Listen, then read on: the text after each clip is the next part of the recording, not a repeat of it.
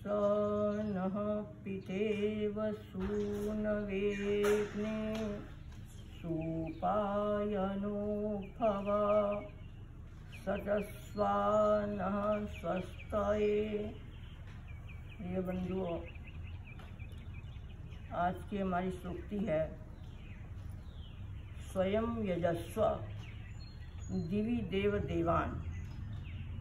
इसका अर्थ है कि दिवि द्युलोक में स्वयं यजस्व, तुम स्वयं मिलो। किसको मिलो? देवान, देवों को मिलो। तो अब इस पर और विचार करते हैं कि स्वयं यजस्व, हमारे जो ये शरीर है ये ब्रह्मांड का एपिटोम है। ब्रह्मांड में 3 लोक हैं, द्युलोक, अंतरिक्ष और पृथ्वी। द्युलोक में सूर्य, चंद्र और तारे रहते हैं और अंतरिक्ष में वायु इत्यादि रहते हैं और पृथ्वी जो है वो हमारा आयतन है।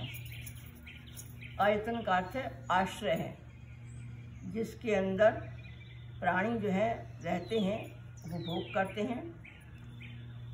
तो इसी प्रकार से ये त्रिलोकी का वो है और हमारा जो शरीर है वो भी ब्रह्मांड का ही एक एपिटोम है, पुतला है।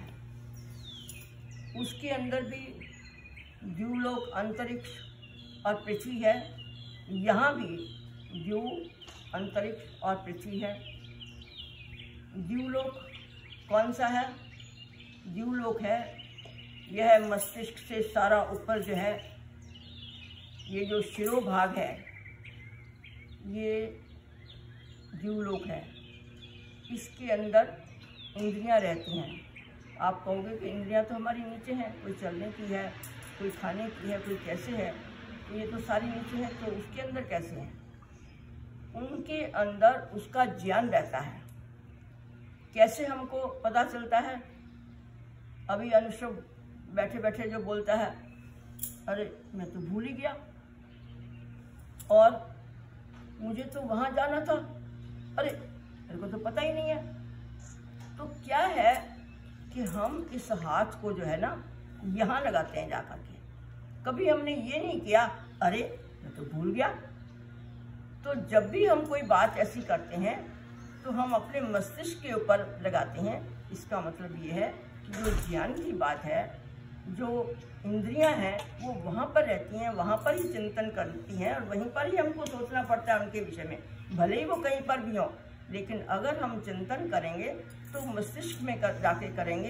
ये सारा जो है ये हमारा ऊपर का जो हिस्सा है ये शिरोभाग है, ये द्युलोक है।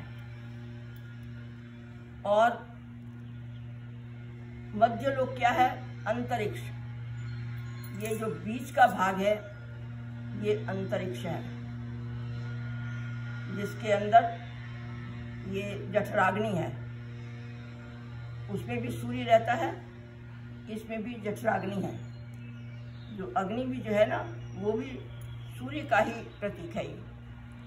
और फिर जो हमारा नीचे का भाग है उसको हम कहेंगे पृथ्वी। पृथ्वी क्या है? मैंने पहले बताया था कि वो आयतन है, वो आश्रय है। अब ये देखो, यहाँ से लेकर के यहाँ तक के जो है ना ये हमारा आश्रय है। और अगर हमारा ये आश्रय नहीं हो तो क्या आप चल सकते हो? आप चल नहीं सकते। ये टांगे जो है ये नीचे हैं। अगर ये उसमें वो नहीं हो, हमारे पास ये जो दिया हुआ है भगवान ने वो नहीं हो, तो हम बैठ नहीं सकते हैं, चल नहीं सकते हैं, दौड़ नहीं सकते हैं। और भी जो जितने वो हैं बहुत सारे जो काम हैं वो पृथ्वी आश्रय देती है तो ये भी हमको जो है पूरे शरीर को ऊपर से लेकर के नीचे तक जो है हमें आश्रय देते हैं। तो इसलिए ये आयतन है। और इसमें कहा स्वयं यजस्व दिवि देव देवान, हे देव, हे जीवात्मन, स्वयं यजस्व, तुम स्वयं यज्ञ करो। यज्ञ से मैंने पहले भी बताया है कि देव पूजा, संगतिकरण और दान, ये यज्ञ के अर्थ हैं। तो उसने कहा कि ये सारे काम जो है तुमने स्वयं करने हैं, कोई और तुम्हारे उसमें नहीं करेगा। अभी हमने पीछे याद किया था कि सप्त ऋषया प्रतिहिता शरीरे सप्त रक्षन्ति सदम प्रमादम। ये सारे जो 7 ऋषि हैं वो हमारे शरीर के अंदर हैं। तो देव को कहा कि तुम इन ऋषियों के, इन सेवकों के, ये सेवक हैं, ये काम करने वाले हैं, ये तुम्हारे वर्कर हैं, तो तुमने इनको मिलना है।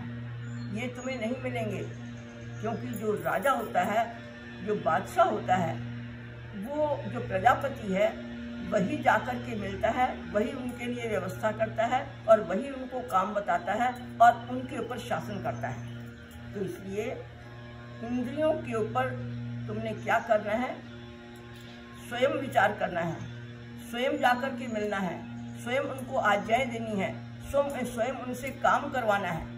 क्यों? कि तुमको ये जो इंद्रियां मिली हुई हैं, इन इंद्रियों से तुम ही काम ले सकते हो। ये आंखें हैं, आंखों से आत्मा ही देख सकता है, दूसरा कोई नहीं देख सकता।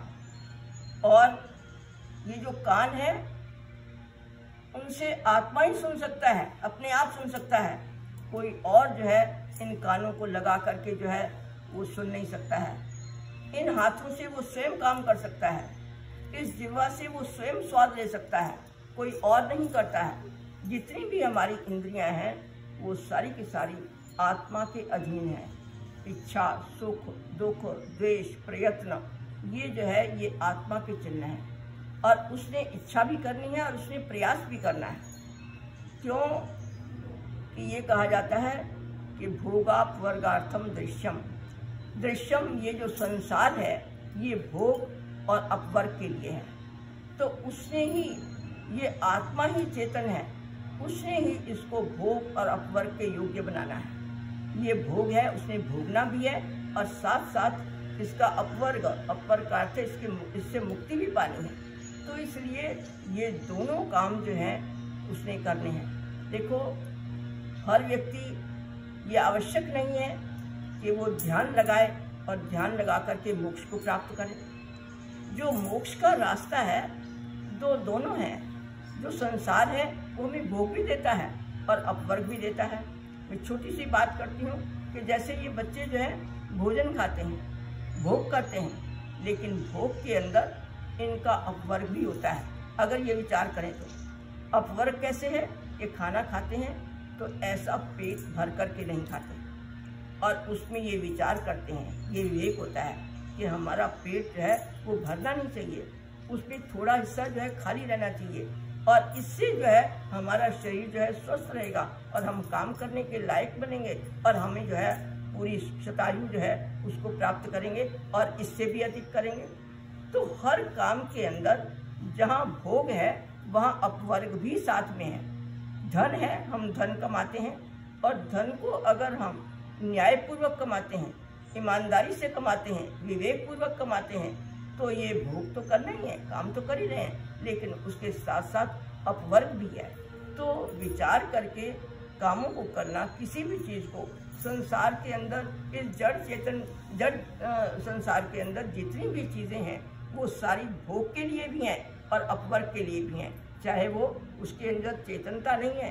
चेतनता किसके अंदर है? चेतनता सिर्फ आत्मा के अंदर है, जिसने इन सब चीज़ों से मिलना है, इनको देखना है, उसके अनुसार जो है उसने काम करना है। इसलिए स्वयं यजस्व का अर्थ यही है कि तुम स्वयं ही अपने आप को जागृत करो और इनसे, इन सेवकों से, इन नौकरों से अपनी व्यवस्था बना करके, इनके नियम बना करके तुमने ही इनको बताना है कि तुमने ऐसे करना है या वैसे करना है। तो यही इंद्रियां ही उसके पास जो सेवक हैं वो उसको उल्टे रास्ते पर भी ले जा सकते हैं, वो उसको अच्छे रास्ते के ऊपर भी ले जा सकते हैं। ये इच्छा जो है ये आत्मा की होगी। ये सेवक जो है कभी राजा के ऊपर, कभी स्वामी के ऊपर जो है वो शासन नहीं करता है। शासन अगर करता है तो वो आत्मा ही करता है। जब उसने ही शासन करना है तो उसको ही उसके नियम बनाने चाहिए, उसे ही रोकना चाहिए, उसे ही उसका अपने आज्ञा का पालन करवाना चाहिए। जब वो ऐसा करेगा और विवेकपूर्वक काम कराएगा तो निश्चित रूप से हमें भोग की भी प्राप्ति होगी और अपवर्ग की भी प्राप्ति होगी।